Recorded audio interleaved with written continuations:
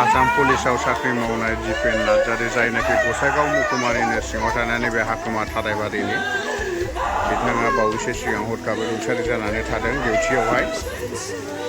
दा बेनि आंगोनि गामि थाराइबारियावहाय बिदि गोथै सहखौ लाबोबाय। गोथै सहखौ लाबोनाय लोगो लोगो गामिनि गोबां रायजो राजाफोरा गोबां दुखुजों गोबां गाबख्रावदों। बिथांमोना नुनो मोनगासिनो दं बिथांनि गोथै सहआ गिबियावनो बिथांनि आंगोनि देराया बेनो।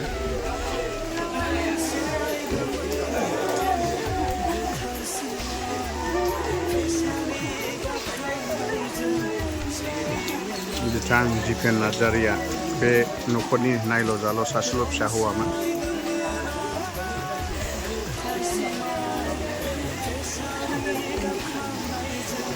बेनि न'खरा बेनि सायावनो गासिबो गरसामोन, नाथाय बिथाङा दिनै हरखाबै गावनि न'खरखौ नागारनानै अबथिरायै रुंसारि जालांबाय।